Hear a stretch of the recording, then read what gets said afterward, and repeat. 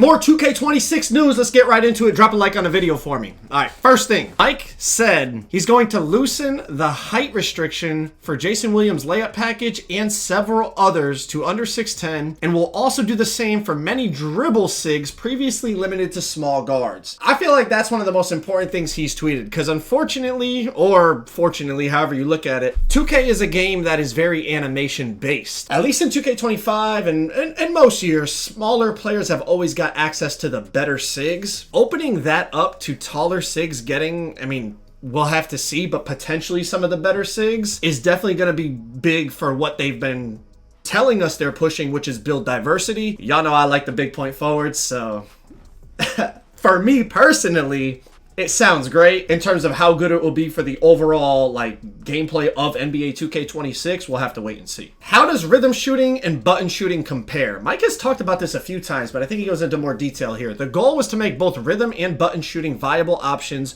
with neither having an advantage over the other. I'm gonna be honest, let me know in the comments, y'all gonna be shooting rhythm or button? If they're both equal, I'm gonna be shooting button, I think. But they are very different mechanics, so it's not really possible to directly compare them. Some will be much better with the button, and some will be much better with the stick. Rhythm shooting is definitely more rewarding in my opinion, though. I know he's talked about how rhythm shooting is supposed to allow you to, get your shot off quicker, or hang in the air like Kobe, like I talked about, and wait till you're at the last second and then shoot it and still green it. I'm gonna be honest, my gut tells me I'm gonna be shooting with the button if they're even. With enhanced rhythm shooting, you said that you could change the speed of your jumper by flicking and releasing the ball faster. How would that work as far as timing? Would we still have to green both timing and tempo, or is tempo its own thing this year? Mike said you don't have to green your timing to make a rhythm jumper. You just have to green the tempo, the speed that you move the right stick from one side to the other. Excellent timing just makes the tempo easier to green. I feel like this could potentially be a problem. I've seen people talking about how paddles, they're concerned that the paddle shooting with rhythm shooting is gonna be broken. I don't really know how paddles work. I've never tried it.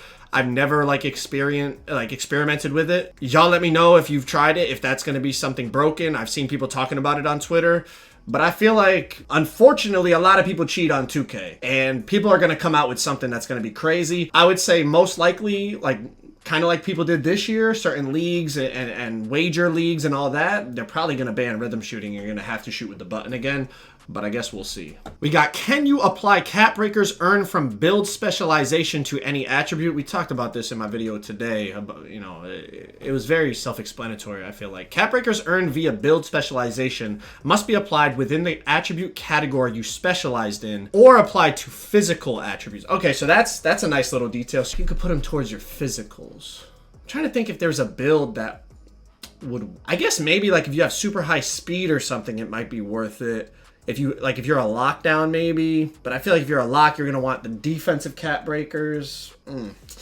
I don't know who would be putting it towards their physicals. That's something to think about. For example, if you earn a shooting cap breaker via build specialization, you can apply that cap breaker only to 3-point mid-range, free throw, speed, agility, strength, or vertical. Can we complete the build specialization quests in single player modes? Build specialization quests can be completed either in your single player NBA My Career or in multiplayer game modes. The choice is yours.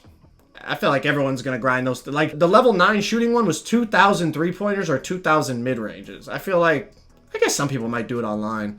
I feel like a lot of people are just going to play My Career to bang that out. Are you limited to one custom takeover? Once you have unlocked custom takeover, you will receive 4 custom takeovers to edit. You can edit each one as you please between games. Okay, so it's not like once you create a custom takeover, that one's locked in. You can always edit it, and you have 4 builds, not build slots, you have 4 takeover slots, basically. Can any attribute be boosted with custom takeover? You can boost any non-physical attribute via custom takeover, regardless of your current rating for that attribute. You can't boost speed, agility, strength, and vertical with custom takeover. Does that mean there's other takeovers that would boost your physical stats? Or is it just takeover is not going to be boosting your physicals at all? Which I don't think is a bad option. Another dribbling tip for NBA 2K26. You can vary the speed of your dribble and triple threat moves by how slow or fast you move the right stick. Great for changing pace. It's a feature that's been in 2K for a while, but its effects are more noticeable this year. So you're telling me, if I make a 6'8", if I flick, good for me, y'all know, I be flicking the out of the sticks. Y'all know when y'all watching the streams, you just hear. So my player is about to be flying is what you're telling me, Mike. My player is about to be comboing like crazy because I flicked the piss out of my sticks. Pause. I feel like y'all gonna take that out of context. Okay, Baluba, does real player percentage exist in NBA 2K26? Yes, for offline modes. Okay, I think we already talked about that too. Like, it's not gonna be on. You can't have real player percentage like in the park and stuff. Badgeplug posted a video. I don't know how this made it into NBA 2K25, but it can't make it into 2K26. Reaching at the wrong side and making you fumble the ball is crazy. This is not a rare animation at all. It happens all the time. Mike said this has been addressed. I actually did pass this along to them and told them this needs to be looked at.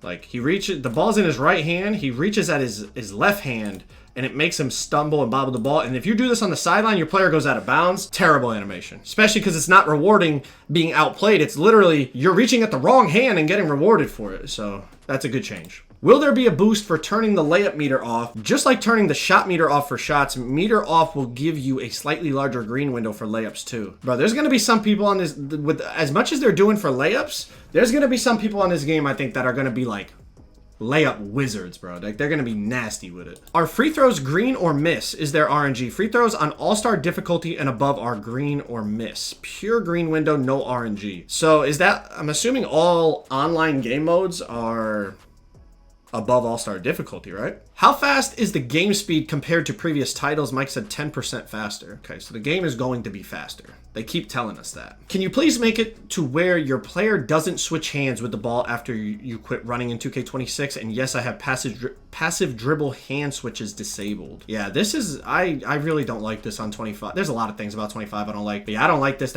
like, if you stop right here, your player should just keep the ball in this hand. But in this game, it still makes you switch.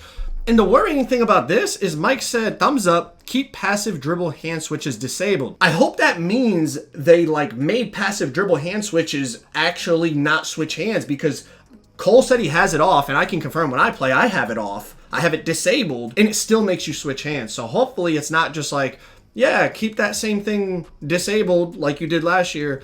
Hopefully it's like, yeah, keep that same thing disabled because we actually made it not switch hands anymore. Remember how you could flick up while walking backwards in 19 and get a nice retreat size up? Is there anything like that in 2K26? I can revive these. They'll be on flick up while walking backwards like 19. Okay, so like hopefully you got that Kobe one, you know what I'm saying? Where you walked it backward, bop, bop, bop to your legs and you could speed boost either direction. I like that. I'm telling y'all, every time I try to shoot the midi, I go straight to the paint and dunk or lay the ball up.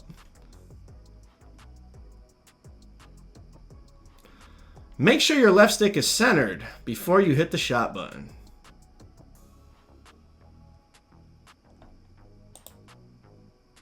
Mac. You follow me, Mac? Mac, you follow me, baby! You don't know how to front fade and you follow me? Mac! Come on, baby! Mac, you gotta lock in, bro. You gotta lock in. Swante said, can you bring back the realistic momentum crossover from 2K16 or 2K15 back to 2K26? Mike said, you can momentum cross by flicking up on the right stick and start a standing in and out and then immediately sprint with turbo toward the offhand. I wonder if the momentum behind the back is gonna be back now that like momentuming is back. Because the momentum behind the back, it was just a fun move, bro. It was a fun kill move, especially for ISO players. Is it available with any dribble style or is it restricted again? Any dribble style, but you need 85 plus ball control for the tier 3 momentum cross, 60 to 84 for tier 2, which is a little slower, and under 60 gets a garbage one. This is pretty much like how it was in past 2Ks. There was like there was always 3 tiers of momentums from what I remember. Give us the misdirection behind the backpack. In 2K26, you can do misdirection behind the backs, crosses, tweens, and hezzies by starting a standing behind the back cross, tween, or hezzy, respectively, and then immediately holding turbo and throwing the right stick in the opposite direction before the first bounce. So you can do misdirections again, you can momentum again. The faster you flick the stick, the faster you're gonna dribble. Game speed is 10% faster. I mean, bro, I'm gonna be honest, they're saying a lot of the right stuff, but I've said it a million times and I'm gonna keep saying it. It really comes down to if they execute. If they execute a lot of this stuff, it could be a fun game. It could be a fun game. I hope. I hope they execute. Let me know what y'all think about this 2K26 news down in the comments. And if you want to check out the official NBA 2K26 builder, click that video on the screen right there. Everything you need to know. Go check it out.